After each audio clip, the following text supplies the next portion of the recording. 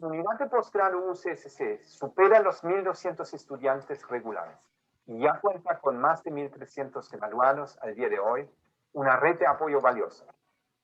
Contamos con una plataforma de aprendizaje virtual para posgrado y una serie de convenios internacionales, apoyos a la movilidad internacional para actividades de intercambio y pasantías en el extranjero, beneficios y becas, apoyo bibliográfico y un cuerpo académico de los cuales casi la mitad posee grado de doctor y están comprometidos con la educación de excelencia bajo el sello UCSC. En los últimos años hemos desarrollado esta área para cumplir altos estándares de calidad y satisfacción de los estudiantes de posgrado. Agradezco a la dirección de posgrado esta iniciativa que permite vincularnos de cerca con la comunidad.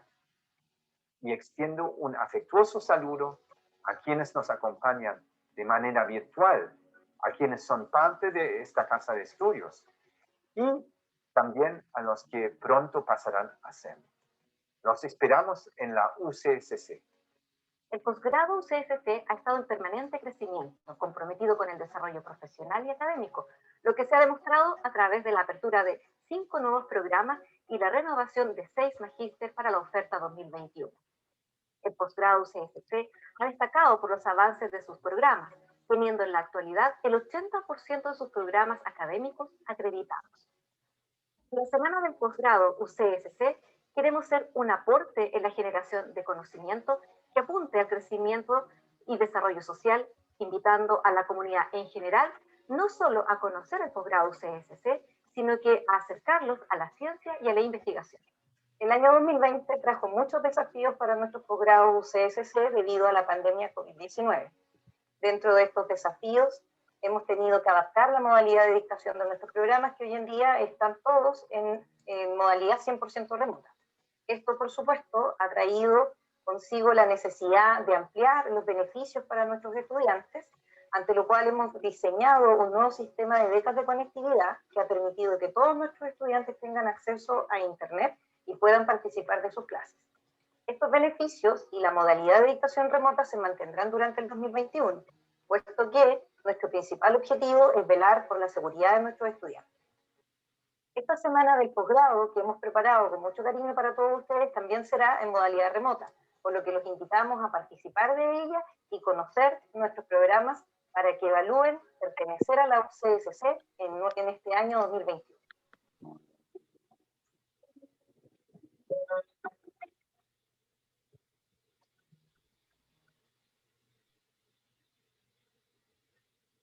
Hola a todos, muy buenas tardes, bienvenidos y bienvenidas a esta última jornada de la Semana del Posgrado UCSC, organizada por la Dirección de Posgrado de la Universidad Católica de la Santísima Concepción. La Semana del Posgrado UCSC tiene por objetivo poder contribuir a la generación y difusión del conocimiento regional y nacional, promoviendo el desarrollo de investigación en nuestros estudiantes y académicos, estando a la vanguardia en las áreas de investigación prioritarias y emergentes de nuestra universidad. Con esta serie de charlas buscamos acercar el conocimiento generado desde nuestros programas a la comunidad, permitiéndoles conocer a grandes rasgos el trabajo investigativo que se desarrolla y cómo esto contribuye a la sociedad.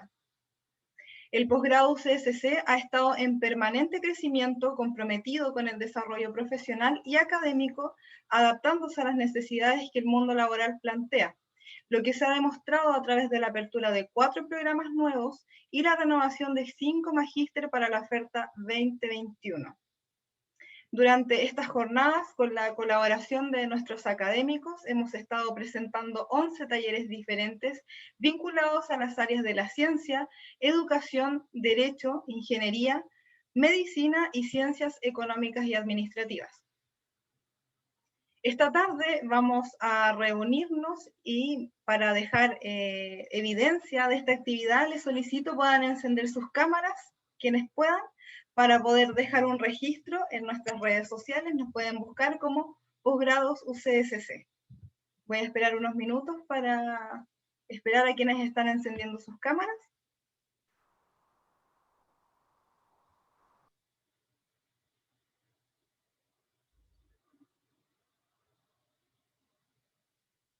Ahí está Iván. Buenas tardes, Isidora, Cristóbal, Carolina. Muchas gracias por encender sus cámaras. Es para tomar el registro. Vamos a ir a la cuenta de 3. Ahí está Felipe, muchas gracias. Buenas tardes. Víctor también están activando sus camaritas. Les vamos a esperar para que puedan aparecer también.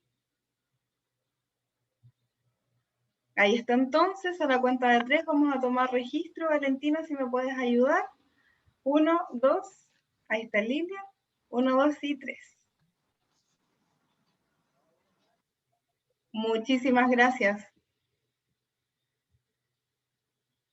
Bueno, los invitamos a conocer nuestros programas y también a formar parte de la UCSC. Para más información, los invitamos a ingresar a www.posgrados.ucsc.cl. En esta oportunidad voy a presentar el taller COVID-19 mitos y realidades en torno a la pandemia, dictado por el doctor Matías Jepp, encargado del Laboratorio de Diagnóstico COVID-19 UCSC, UDEC, ubicado en el Laboratorio de Investigación de uno de nuestros nuevos programas, tal como le mencionaba anteriormente, Magíster en Ciencias Biomédicas. Matías Jepp también es profesor asistente de la UCSC, investigador del Departamento de Ciencias Básicas y Morfología de la Facultad de Medicina. Antes de iniciar su presentación, también vamos a contar con las palabras del doctor Marcelo Villagrán, jefe de programa del Magíster en Ciencias Biomédicas, profesor asociado de la UCSC, investigador también del Departamento de Ciencias Básicas y Morfología de la Facultad de Medicina. Sin más que agregar, le damos la cordial bienvenida nuevamente y dejo abierto el micrófono al doctor Marcelo Villagrán. Muy buenas tardes, gracias por acompañarnos. Muchas gracias, Daniela. Buenas tardes a todos los asistentes. Gracias por estar acá, por interesarse en estas materias de investigación que estamos dando a conocer de parte de la Facultad de Medicina, particularmente del Departamento de Ciencias Básicas. Como decía Daniela, queremos aprovechar la oportunidad para poder darle a conocer más antecedentes de este nuevo magíster que estamos lanzando como universidad y que es el primer magíster de tipo académico que se impartirá a partir del año 2021 en la Facultad de Medicina. Así que, sin más, vamos a compartir algún material que tengo para apoyar los datos acerca de este nuevo programa. El programa de Magíster en Ciencias Biomédicas estaría abriendo sus puertas, si Dios quiere, el primer semestre del año 2021. Este programa es de carácter académico, es decir, su foco de atención, su desarrollo es netamente investigativo para fomentar la investigación en ciencias biomédicas. Tiene 2 años de duración, 4 semestres, es de educación exclusiva, es decir, los créditos que están requeridos para cursar este programa hacen de que uno tenga que estar permanentemente durante una semana atendiendo las actividades de este programa. Se dicta en modalidad presencial diurna y se dicta en la Facultad de Medicina en el campus San Andrés. El objetivo en general es entregar una formación avanzada y especializada en aspectos de la biomedicina, con énfasis en 2 líneas de investigación que tenemos ya declaradas y funcionando en nuestro departamento, que son genética molecular y neurociencia, con el fin de poder aplicar estas herramientas de tipo de biología celular y molecular para poder resolver problemáticas relacionadas con enfermedades en general, ya sea su origen, el diagnóstico, la prevención o el tratamiento de diversas patologías. En este sentido, están llamados a integrarse a este magíster todos los profesionales del área de la salud, incluyendo nutricionistas, médicos, tecnólogos médicos, kinesiólogos, y también egresados de carreras del área científica, bioquímicos, bioingenieros.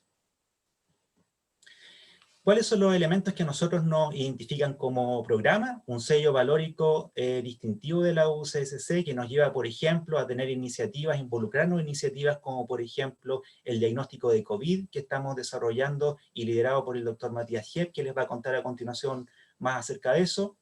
Otro elemento distintivo es que tenemos una orientación biomédica exclusiva, es decir, todas nuestras herramientas tecnológicas están a disposición de investigación en el área de patologías humanas. Estamos alojados en una facultad de medicina, lo que nos da posibilidades de interaccionar estrechamente con profesionales del área de la salud, y tenemos un claustro que es competitivo en investigación, con proyectos y publicaciones adjudicadas, a pesar de ser un claustro relativamente pequeño. Este claustro, es decir, los profesores que están formando parte de las líneas de investigación, está conformado por 2 líneas de investigación.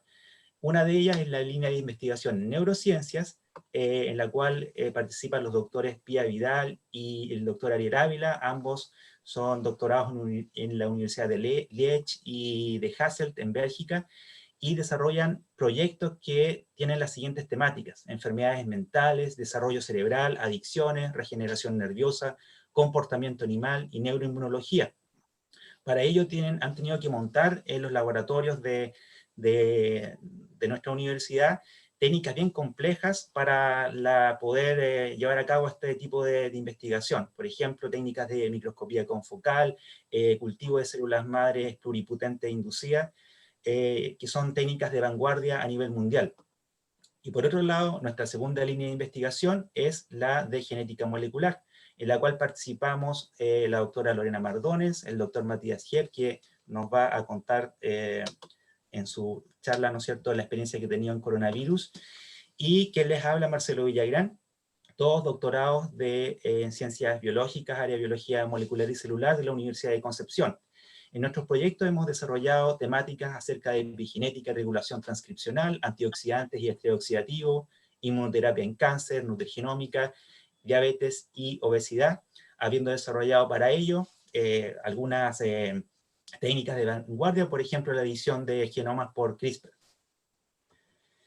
En nuestro claustro, a pesar de ser pequeño, nos caracterizamos por tener una buena tasa de publicaciones, con 34 publicaciones en los últimos 5 años y 12 proyectos adjudicados en total. ¿Cuál es el perfil de egreso del egresado de este programa?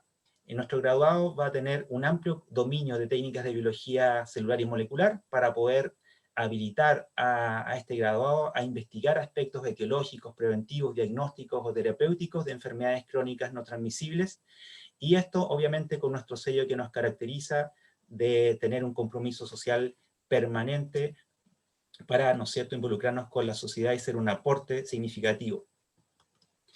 En nuestra malla curricular, nosotros tenemos un primer ciclo de formación, que es una formación fundamental, con asignaturas de actualización y profundización en biología celular y molecular avanzada, con un seminario bibliográfico en el cual vamos a tratar de generar evidencia suficiente como para generar un manuscrito de tipo revisión, un inglés funcional totalmente conectado a lo que es la investigación biomédica, y un curso sello de epistemología y bioética.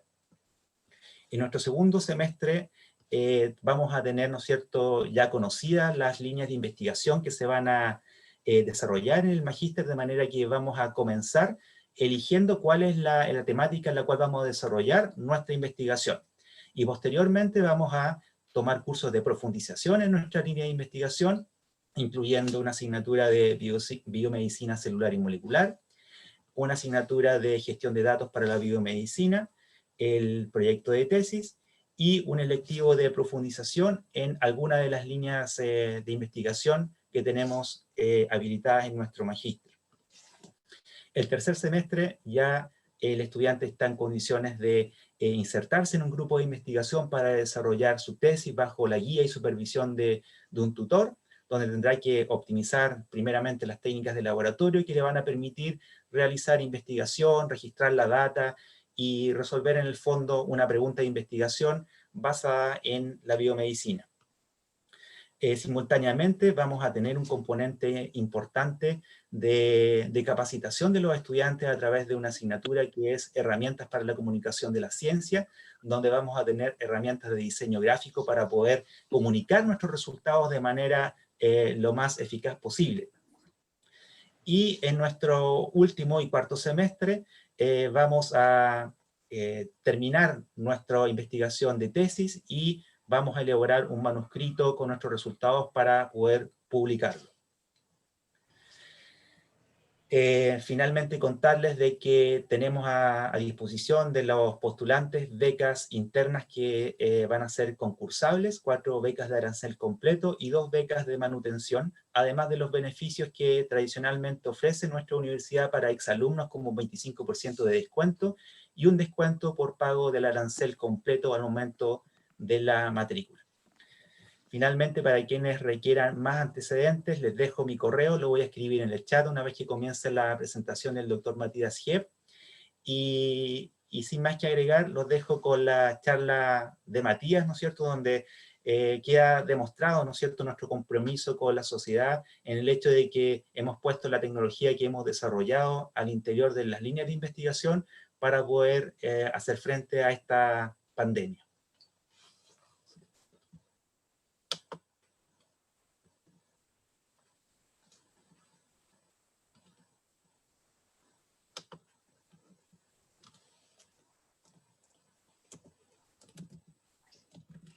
Hola, buenas tardes. Les voy a pedir disculpas porque mientras haga la presentación voy a mantener apagada mi cámara, ¿ya? Producto de que tengo pequeños problemas de conexión. ¿Dónde estoy? Ya. Entonces, bueno, ¿qué nos reúne hoy día? Bueno, agradecerles a todos su asistencia. Bueno, contar más que nada cuál es la experiencia que hemos tenido nosotros con respecto a mitos y realidades en torno a la pandemia. Sin embargo, me gustaría destacar que lo que yo quiero hacer en esta presentación es enseñar y detallar qué es realmente COVID-19, ¿ya? Para que ustedes con lo que aprendan hoy día puedan resolver muchas de las dudas, muchos de los mitos que existen en torno a el COVID-19. Entonces, principalmente, bueno, esa es la presentación del laboratorio, ¿ya? Del magíster y el laboratorio. El SARS-CoV-2 es el síndrome el virus del síndrome respiratorio agudo severo tipo 2, o más conocido como SARS-CoV-2, ¿ya? Ese es el nombre del virus. Y este es el virus que causa la enfermedad conocida como COVID-19, ¿ya?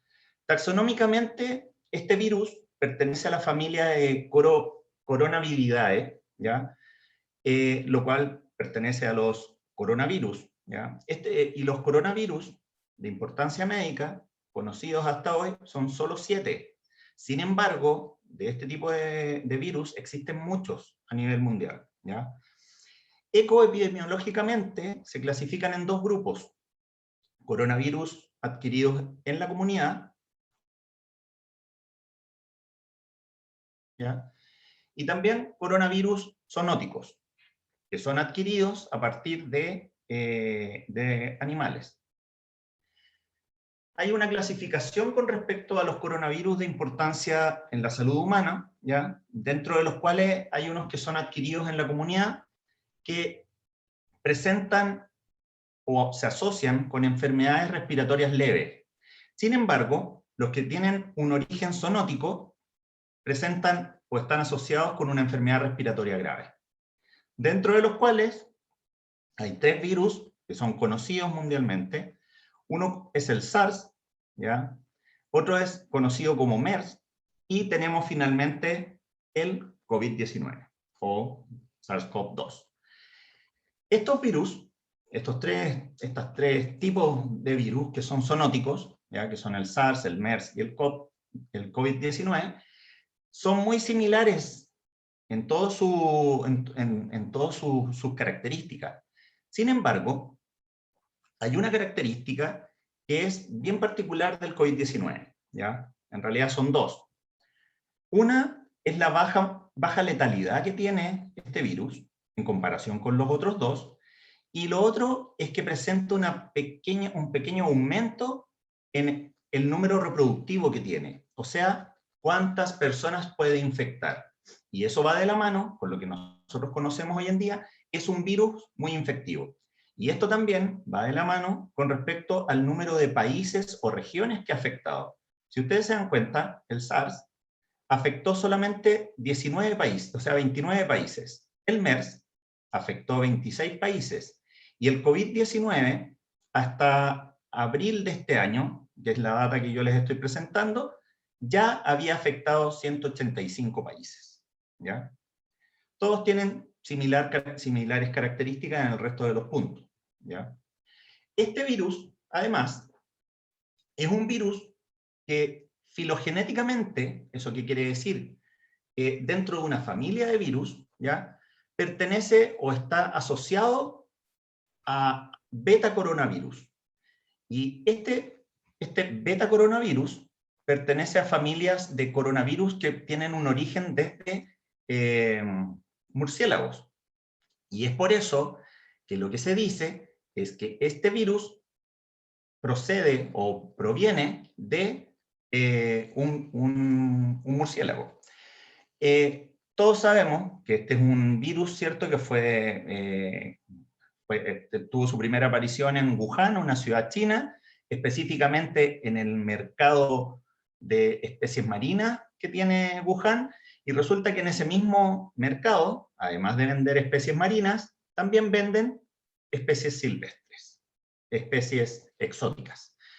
Y una de las teorías que se dice es que este virus procede o proviene de un vampiro, o sea, de un murciélago, perdón. ¿Ya? Entonces, este es uno de los mitos que quiero resolver acá, ¿ya? Y efectivamente, puede provenir de un murciélago, pero todavía no se sabe específicamente si proviene de un murciélago o no. Si uno ve la secuencia específica de este virus, sí, efectivamente, si ustedes se dan cuenta, tiene una rama similar con un virus que proviene de un murciélago. ¿Ya? Bueno, estos virus son virus que afectan vías respiratorias, por lo cual el modo de contagio de este virus es mediante gotitas respiratorias. ¿Ya? En esas gotitas respiratorias, ya sean gotitas por hablar, por toser, ¿ya?, por estornudar, también se pueden generar transferencia mediante esputo, ¿ya?, o botar flema desde las cavidades orales. En estas gotitas, lo que van las partículas virales, ¿ya? Esas partículas virales son aproximadamente a esto que yo les muestro. Este es una figura, un esquema que se realizó en la CDC en Estados Unidos, ¿ya?, en el cual se muestra la superficie lipídica del virus y todos los componentes proteicos que tienen superficie este virus. ¿Ya? ¿Cómo se llegó a esta imagen? Mediante primero una microfotografía del virión, ¿ya?, que es esto que vemos en la figura A, donde se ve la partícula viral, ¿cierto?, con unas espinas que toda la gente las asocia con espinas, ¿ya? Esas espinas son una proteína específica de este virus, ¿ya? Y en la imagen B vemos un esquema de la estructura del SARS-CoV-2. Esta estructura, como les decía anteriormente, tiene una base, una cápside que es lipídica, con presencia de proteínas específicas. Y en el interior de esta envoltura lipídica y proteica está el material genómico o el material genómico de este virus, que es ARN. Ese ARN no está desnudo, sino que está asociado a proteínas que son específicas y que se asocian al ARN. Este virus es un retrovirus. ¿Por qué? Porque está formado por ARN. ¿Ya? Su material genético es ARN. Este genoma viral no es de más de 30.000 pares de base, ¿ya? Es un genoma muy pequeño, muy pequeño, y en ese genoma el virus tiene la información necesaria para expresar hasta 29 proteínas distintas, ¿ya? De estas 28 proteínas distintas, no todas tienen funcionalidades importantes. Sin embargo, tiene proteasas, que son ciertas proteínas que tienen actividad enzimática para romper otras proteínas, y además expresa una ARN polimerasa que es capaz de reconocer específicamente el ARN viral. Y además expresa ciertas proteínas, que son proteínas estructurales, que son muy importantes en la conformación del virus, ¿ya? Dentro de estas proteínas, que son solamente 4, que son la proteína E, la S, la N y la M, la proteína S o spike es esencial. ¿Por qué? Porque esta proteína es la que está involucrada directamente, que es esa que vemos ahí, está involucrada directamente en que las células humanas reconozcan al virus. Ese receptor o la molécula que reconoce a la proteína spike del virus en las células humanas se llama receptor ACE2, ¿ya?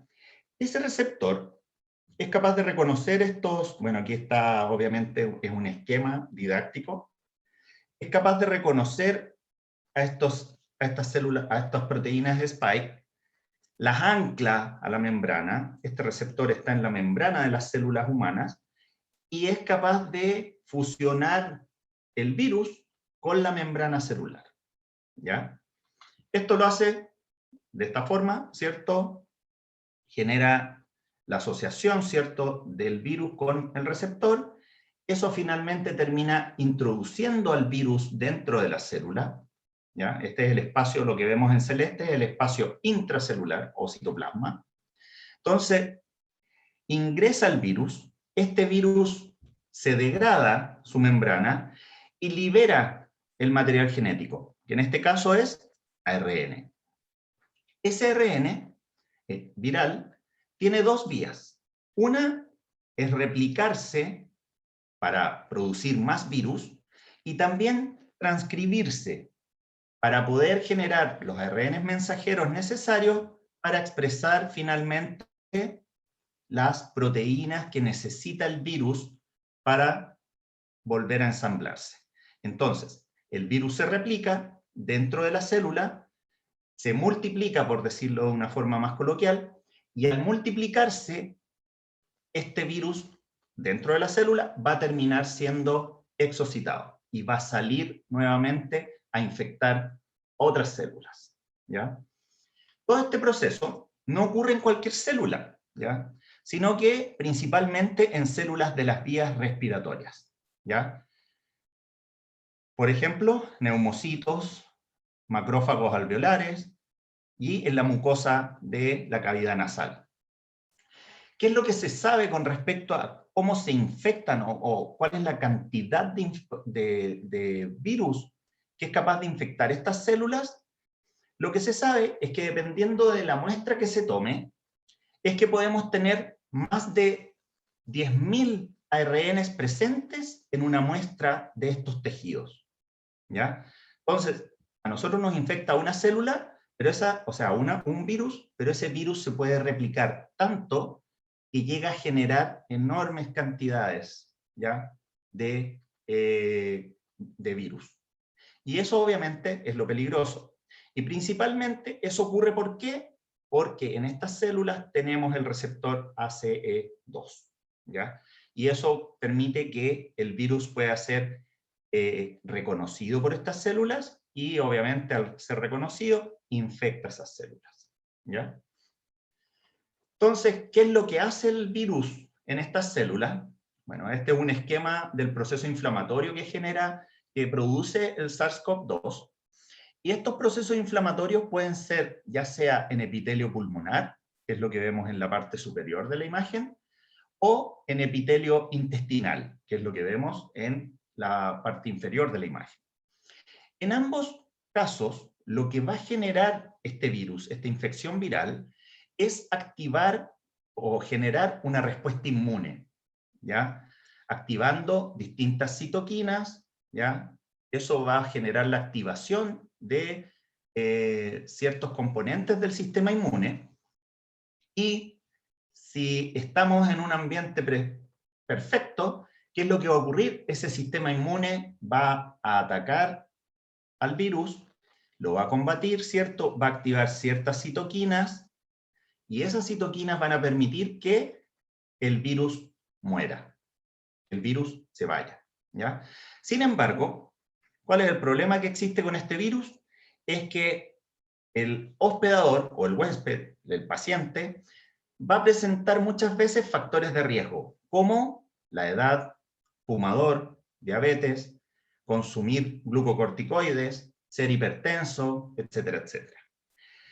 Si el paciente posee factores de riesgo, es lo que va a ocurrir: las vías de respuesta inmune van a generar un proceso inflamatorio, y ese proceso inflamatorio, ¿qué es lo que va a generar? Va a generar una hiperinflamación.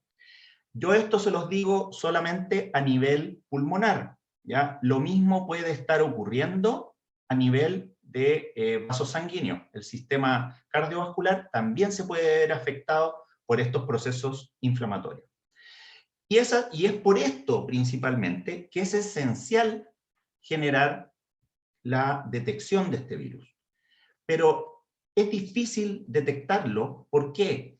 Porque el proceso de infección de este virus, ¿ya?, tiene 4 posibles grupos de población infectados. Un grupo, que es el de la parte superior, que es un grupo sin síntomas, o el asintomático, que no todos conocemos, ¿ya? Ese grupo corresponde aproximadamente al 30% de la población infectada, ¿ya? ¿Qué es lo que ocurre con este grupo? Que si ustedes se dan cuenta, desde el contagio en adelante tiene un periodo de contagio hasta los 14 días. Y es por eso que la cuarentena inicial es de 14 días, ¿ya? Sin embargo, existen otros 3 tipos de poblaciones donde uno puede presentar síntomas leves o moderados, el cual comprende al 55% de la población infectada. Y aquí ya es distinto. ¿Por qué? Porque este paciente puede estar un periodo sin síntomas, después aparecen sus síntomas a partir de los 5 días aproximadamente, y el periodo de contagio es más largo. Sin embargo, existen otros 2 grupos, que son estos que vemos acá abajo, que comprenden entre el 10 y el 15% de los pacientes infectados con SARS-CoV-2, que presentan síntomas severos y síntomas críticos. Y es este grupo realmente el que importa, o el que realmente preocupa, mejor dicho, ¿ya? ¿Por qué? Porque son pacientes que pasan de no tener síntomas a generar síntomas severos o críticos, y llegan finalmente a ser hospitalizados.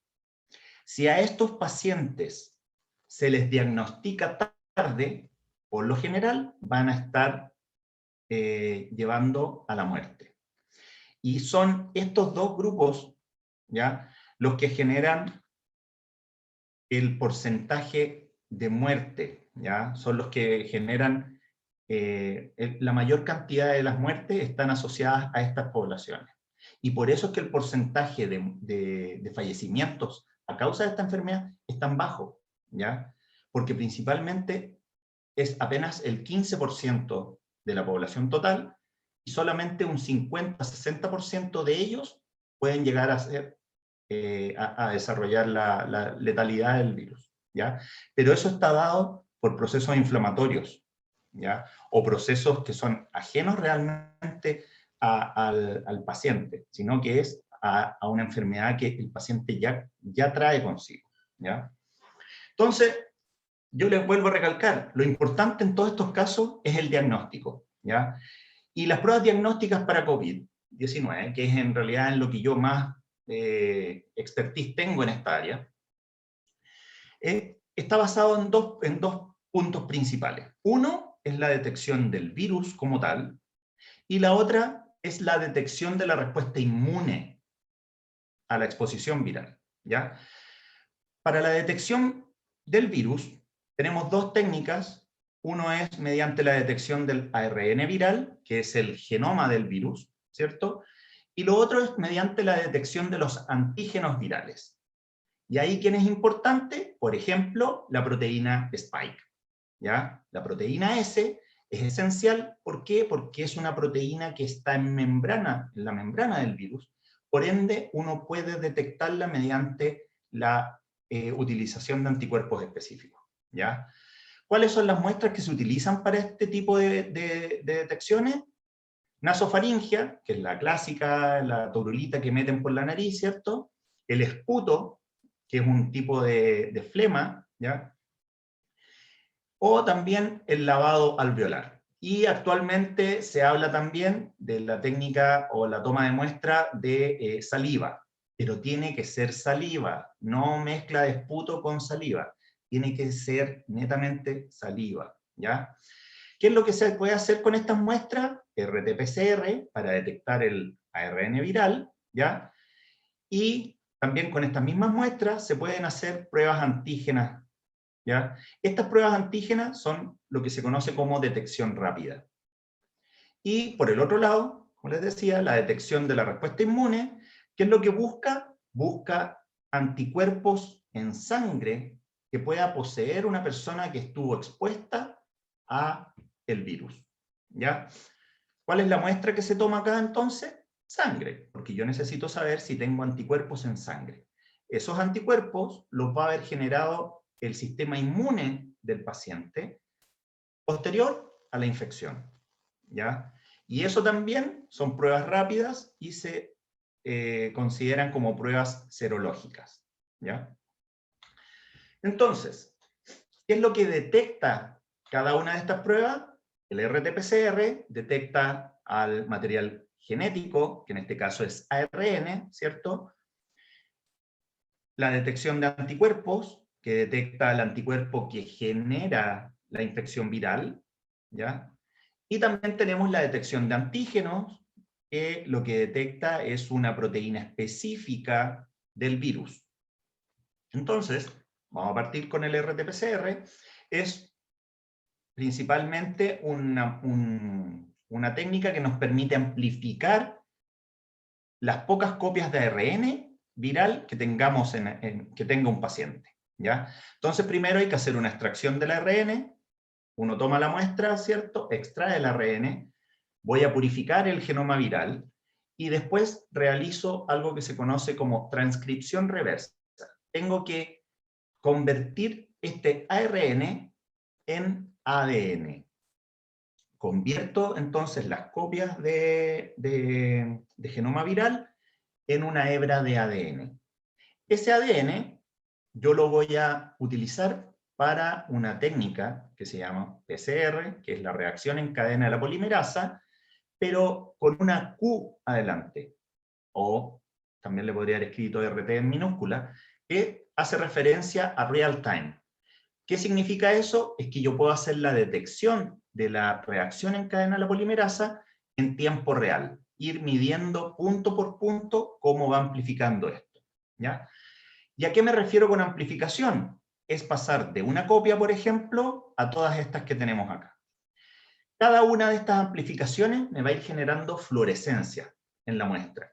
Y es lo que finalmente uno detecta mediante los equipos de tiempo real, ¿ya? Los termocicladores de tiempo real. Y así yo puedo detectar y decir, ah, ya, tengo el genoma viral. Ahora, ¿en qué se basa esto? En que el virus, el genoma del virus, tiene secuencias específicas, ¿ya?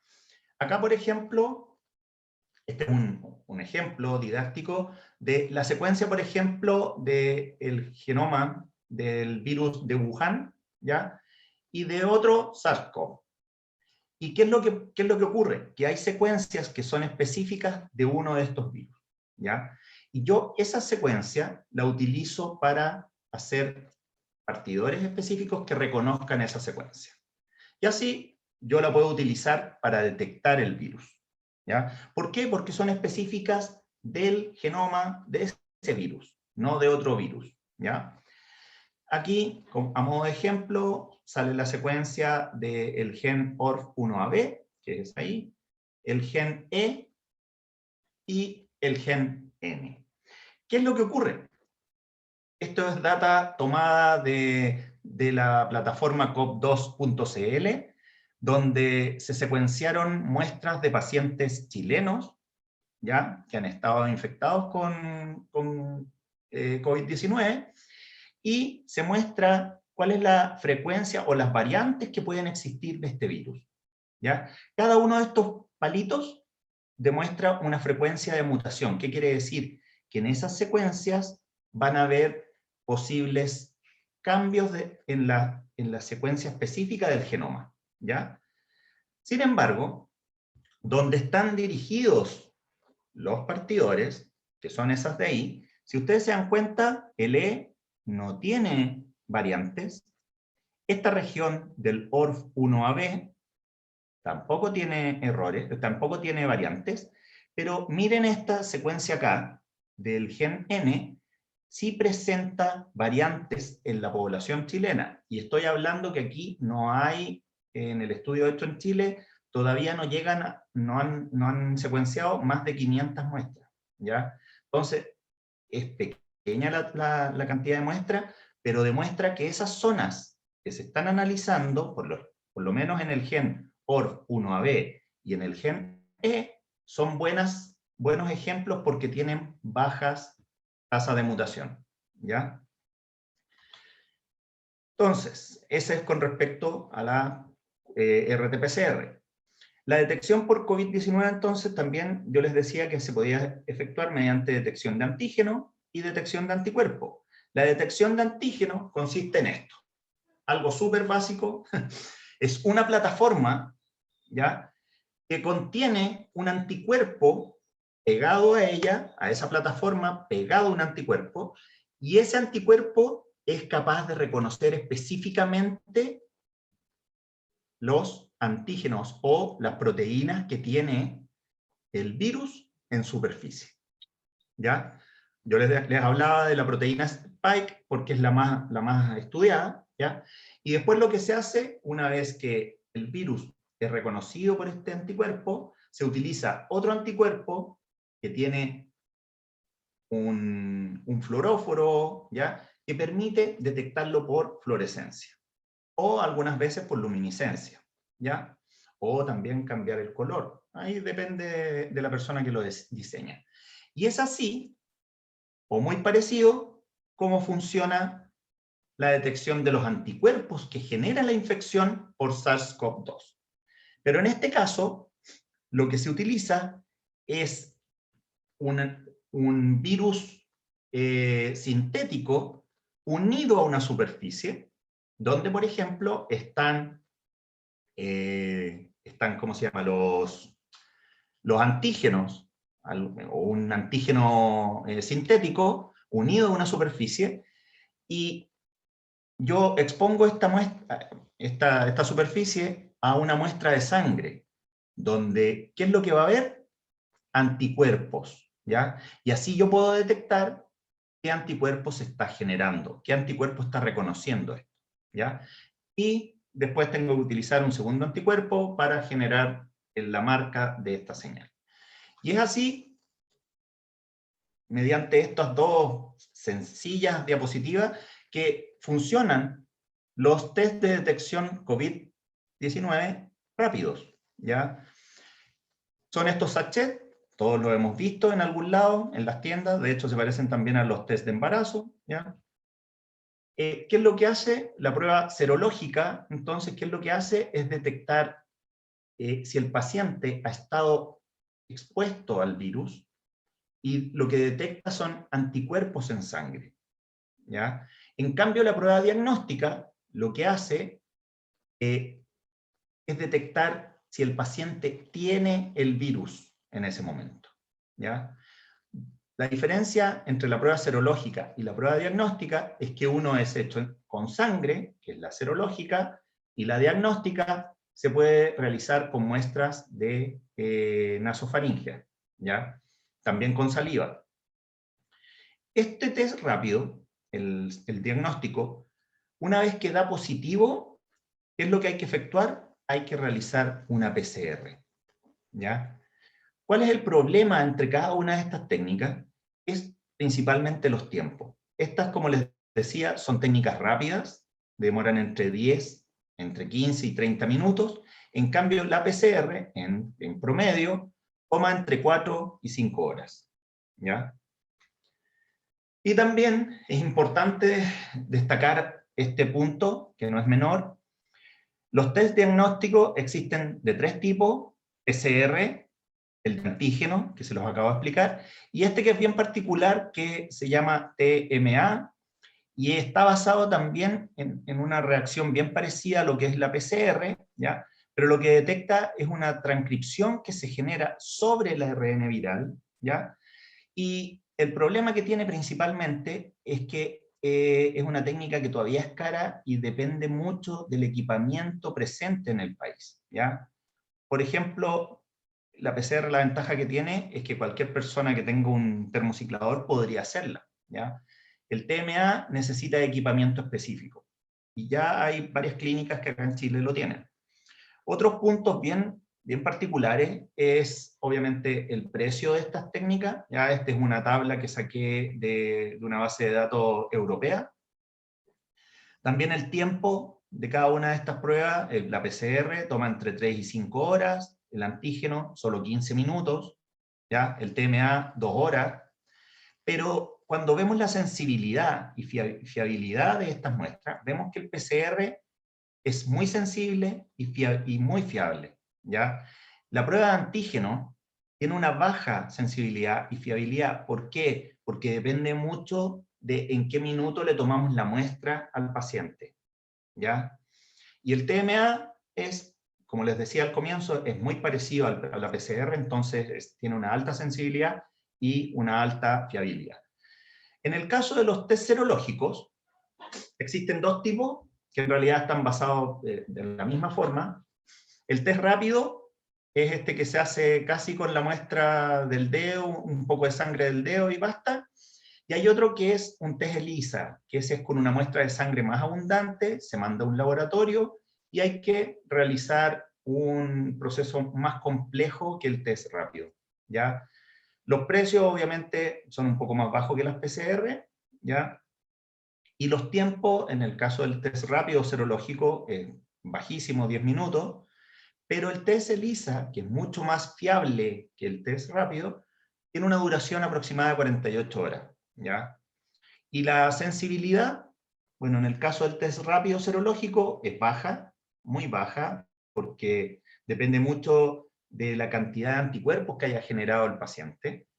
Y en el caso del ELISA es un poco más sensible, por el mismo hecho que se hace en laboratorio, es una técnica un poco más depurada, ¿ya? Y otra cosa que es muy importante con la detección del virus es el término, la ventana de detección y la interpretación de los datos, de los resultados. ¿Por qué? Porque yo no puedo tomar una prueba, no puedo tomar un test en cualquier periodo de infección. Voy aquí a explicar esto. Si yo sé que una persona estuvo expuesta a un enfermo de COVID y a los 3 días se quiere hacer la PCR, lo más probable es que tenga una pequeña carga viral y mediante la técnica de PCR podemos quizás detectarlo. Lo más probable que no, ¿ya? Pero, ¿qué pasa si a ese mismo paciente le hacemos un test serológico? Inmediatamente, apenas se infectó, no va a tener expresión ni de IgM, que es una de las inmunoglobulinas, ni tampoco de IgG, ¿ya? Entonces no va a tener anticuerpos. Pero si nosotros, pasado ese periodo de ventana, que es cuando pasa el periodo asintomático, que es después de los 5 días, comienzan los síntomas y tomamos una muestra de IgG, de anticuerpos, perdón, una muestra serológica, podemos detectarlo. Antes de eso es imposible, ¿ya? Y la PCR obviamente nos va a dar positivo, según este esquema. Revisé miles de documentos en internet y todos siempre destacan los 28 días. A 28 días ya no se detecta el virus. Eso es falso, ¿ya? Porque mediante la técnica de RT-PCR, yo puedo detectar, y ya está demostrado porque hay hartos casos descritos, hay gente que llega hasta los 2 o 3 meses dando positivo, siendo que ya no tiene el virus. ¿Por qué? Porque la técnica de PCR es muy sensible, y esa alta sensibilidad le permite detectar pequeñas cantidades del virus, ¿ya? Y bueno, la interpretación de los datos es obviamente RT-PCR positivo, ese paciente está positivo y no tiene anticuerpos, eso se llama periodo de ventana, ¿ya? Cuando tengo uno de los anticuerpos positivos, que es la IgM, ¿cuál es la IgM? Es la que aparece inmediatamente, ¿ya? Es como la respuesta inmediata del sistema inmune. Pero ese anticuerpo dura poco tiempo, porque se expresa o se presenta y luego aparece el otro anticuerpo, ¿ya? Que es el que presenta inmunidad, dura más en el tiempo. Y ese también está la discusión hoy en día, lo vamos a ver al final de la presentación, y ahí se lo voy a explicar, o en las preguntas que ustedes me hagan. Ese es el anticuerpo que genera inmunidad o genera memoria, ¿ya? Y así se van a ir dando las respuestas. Por ejemplo, tengo aquí todas las combinaciones posibles. PCR negativo, anticuerpo negativo, no infectado, no inmune. PCR positivo, anticuerpo negativo, infectado, pero no inmune. También puede ocurrir eso. PCR positivo y anticuerpo positivo, infectado e inmune. PCR negativo y anticuerpo positivo es recuperado e inmune. Y cuando queremos ver los tipos de anticuerpos, ¿ya? Es si ambos son negativos, es no inmune. Si tiene IgM positiva, es una infección aguda, ¿ya? O sea que está en ese periodo con la infección. Y si tiene IgM e IgG, también está en un periodo de infección aguda. Si tiene solamente IgG, quiere decir que la infección pasó, ¿ya? Ahora, todo esto no es nada sin un flujo de trabajo con pacientes sospechosos, ¿ya? Que es lo que acá en Chile se ha tratado de instaurar, ha costado mucho, ¿ya? Pero cuando hay una sospecha, uno debe evaluar mucho, por estos periodos de ventana, cuántos días lleva con síntomas ese paciente. Cuando son 10 días, es muy fácil, es mucho más sencillo. ¿Por qué?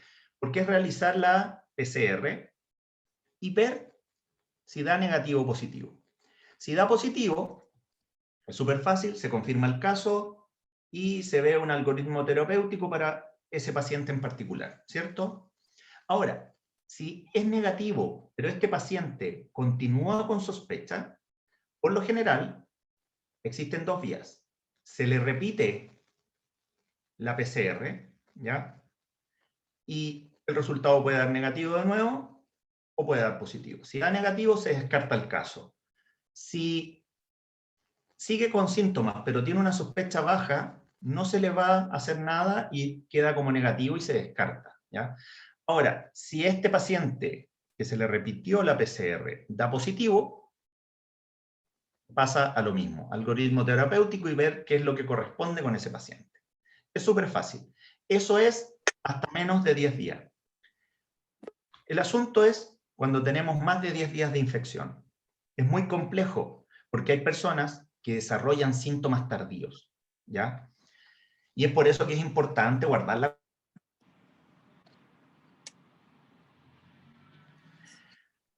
En este caso, prueba. La PCR... Ay, me quedé pegado. Ya. La PCR por un lado y la detección serológica. ¿Por qué se hacen ambas? Porque debo ver si este paciente está respondiendo inmunológicamente a la infección, ¿ya? A tratamiento.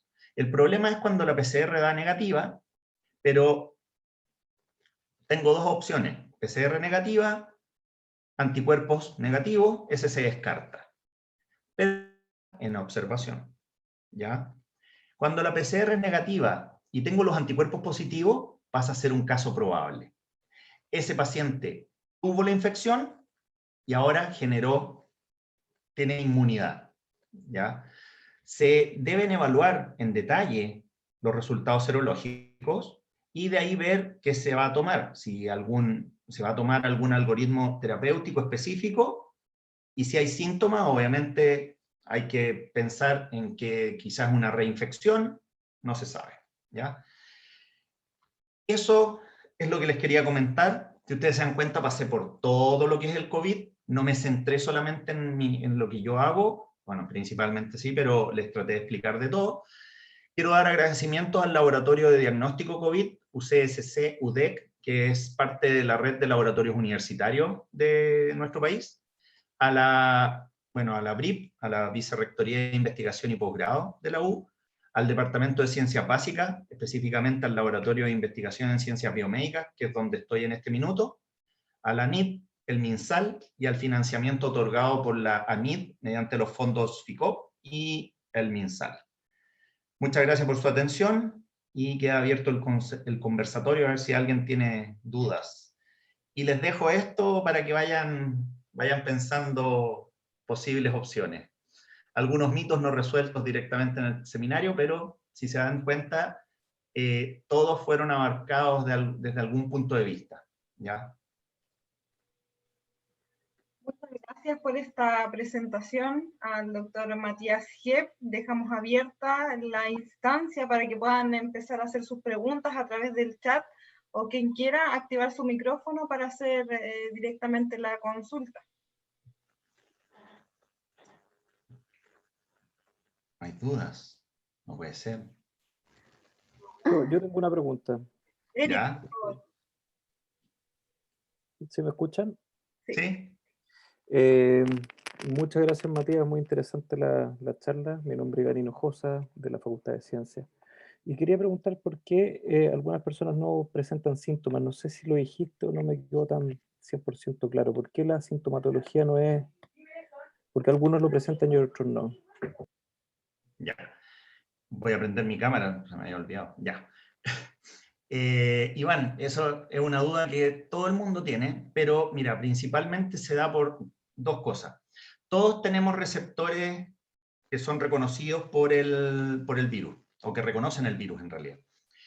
Entonces, ¿cuál es la diferencia? La diferencia principalmente está en los factores, la predisposición que tenemos por los factores de riesgo. Yo no soy médico, pero bueno, comparto todos los días con un médico, así que tengo algo de experiencia en ese sentido. Y el punto es que depende de cómo ese paciente está en el minuto de la infección, el que pueda o no desarrollar síntomas. Si se dieron cuenta en la presentación, aproximadamente el 30% de la población va a quedar asintomática siempre. Ni siquiera se va a enterar que estuvo infectada. El problema es que ese paciente tiene 14 días en los cuales todavía va a seguir infectando, ¿ya? Ahora, que lo desarrolle o no, como te digo, depende mucho del sistema inmune, que en este caso y en todos los virus es esencial. Si tiene un sistema inmune que está hiperactivado por una inflamación masiva, en una persona obesa, por ejemplo, obviamente lo más probable es que desarrolle algún síntoma. Ahora, si esa persona está completamente sana y no tiene predisposición genética, por ejemplo, a respuestas inmunes inadecuadas, puede que pase como asintomático. Yo conozco personas flacas, o no directamente, pero conozco personas flacas que han desarrollado síntomas y han llegado a estar súper graves. ¿Por qué? Porque tienen una predisposición genética, en este caso tienen una expresión de ciertos marcadores que pueden generar la presencia de síntomas. Entonces, mire, Iván, la verdad es que yo creo que llevamos un año recién con este virus y creemos conocerlo mejor que el VIH, por ejemplo. Y creo que en un año más van a aparecer nueva información que quizás vamos a estar todos infectados y nunca nos enteramos. No sé, creo que es muy apresurado, pero una de las ideas que te digo es esa, la predisposición que tiene el paciente, ¿ya? Y para mí el sistema inmune en este caso es esencial. Vale, muchas gracias. Dale. Matías, hay una consulta. Vamos a ir con Eric antes Sí, de que van a entrar. Bueno, muchas gracias, Matías, por la presentación. Una pregunta muy breve que tiene que ver con las vacunas. Resulta que hemos escuchado en las noticias de que hay laboratorios como Pfizer que ya desarrollaron una vacuna, pero el problema es que hablan de una capacidad de producción de 650 millones de vacunas al año, y somos 7.000 millones en el mundo, por lo tanto, si fuese el único laboratorio, podríamos estar los próximos 10 años vacunándonos. Entonces, si pudieras compartir con nosotros cuál es tu impresión respecto a lo que va a ocurrir con los procesos de vacunación en los próximos meses, porque de eso también va a depender en qué medida podemos o no volver a la vida más como la conocíamos antes del virus. Eso, gracias. Excelente punto, Eric. Gracias por asistir a todo esto. A ver, ¿qué es lo que ocurre con las vacunas? Creo y espero que todos hayan escuchado que la vacuna, si bien la desarrolla un país, la desarrolla